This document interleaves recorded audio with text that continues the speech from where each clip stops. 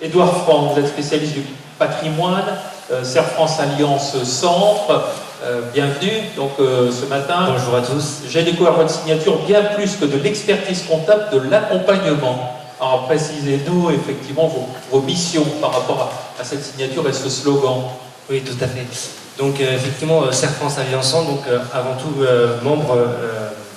membre du réseau national Serre France, présent sur la totalité du territoire.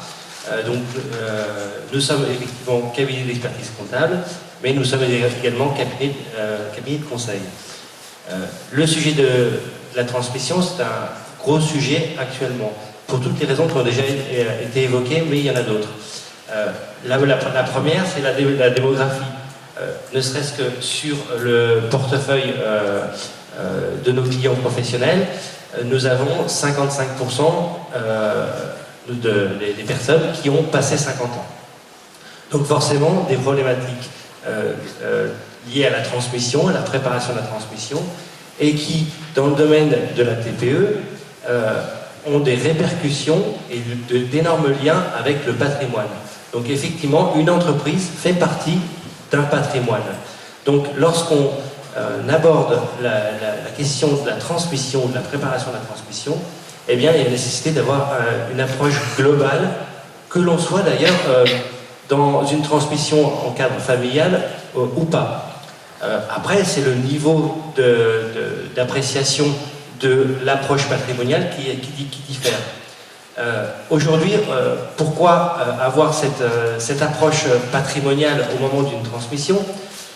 C'est pour des enjeux de reprenabilité, des choses qui ont été abordées depuis le début de la matinée, donc au plan financier, des enjeux de pérennité de l'entreprise, poursuivre le projet d'une entreprise, poursuivre une histoire, des enjeux d'ordre juridique et puis d'ordre fiscaux et patrimoniaux.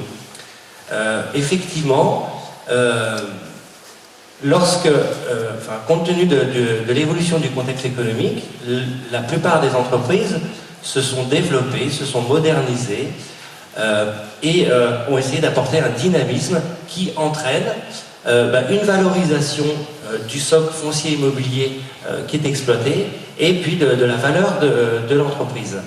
Et bien effectivement, lorsqu'il s'agit de transmettre, si on aborde une transmission essentiellement sous l'angle cession, donc sous l'angle d'une vente, et que tout se fait d'un seul coup, effectivement, il peut y avoir des véritables problématiques de reprenabilité, de pérennité économique et surtout de sécurité financière. L'apport de la composante patrimoniale chez un transmettant, je dirais, permet d'ouvrir le champ des possibilités. Dans les possibilités, effectivement, on a parlé d'investisseurs tiers, on a parlé de diversification patrimoniale chez un cédant, dans le sens où il y a une progressivité dans la transmission, un cédant qui conserve une partie du capital de la société d'exploitation, ça consiste en lui, pour son patrimoine, en une diversification de ses avoirs patrimoniaux. Je reviens sur la partie sur la thématique des modes de transmission. Effectivement, aujourd'hui, lorsque nous sommes dans une transmission dans un cadre familial, eh bien, l'une des questions à se poser, c'est quel mode de transmission aborder. Et vous apportez une attention particulière aux exploitations familiales? Je l'ai dit tout à l'heure, que la transmission se fasse dans un cadre familial ou pas, il y a nécessité d'avoir un minimum d'approche concernant le patrimoine. Pourquoi? Parce que s'il y a une transmission hors cadre familial, il y a des répercussions patrimoniales pour le cédant suite à la cessation de son activité, notamment apparition d'un patrimoine financier plus important, apparition d'une nouvelle diversification patrimoniale, apparition d'une nouvelle fiscalité. Si le patrimoine dépasse un certain seuil, il peut y avoir, dans bien des cas, un nouvel impôt qui s'appelle l'ISF, l'impôt sur la fortune.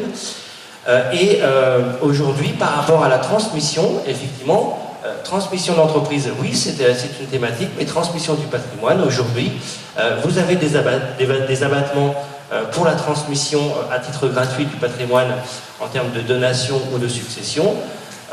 Il y a quelques années, on aurait pu dire qu'on pouvait transmettre jusqu'à 160 000 par parent et par enfant environ, et ce, tous les 6 ans.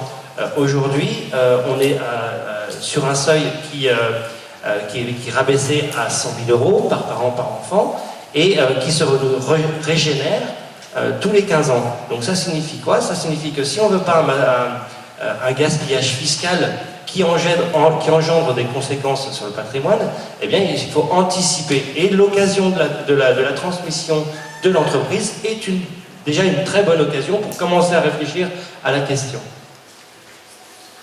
Alors au fond, le mode d'emploi d'une transmission réussie, donc à vos yeux, c'est celle qui prend donc toutes ces considérations, ces préoccupations en compte, et il y en a d'autres.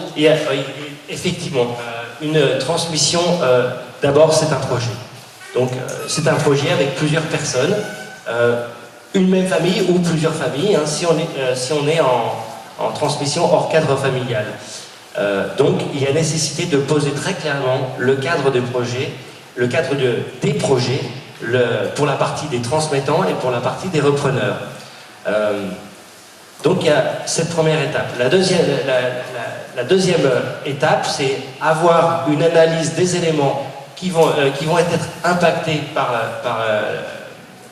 la transmission, donc côté entreprise, côté patrimoine, et ensuite donc un éventail de solutions possibles par rapport aux objectifs qui ont été fixés par les parties, et puis par rapport aux analyses qui ont été faites, et des schémas, je dirais, il n'y a pas de schéma, merveilleux,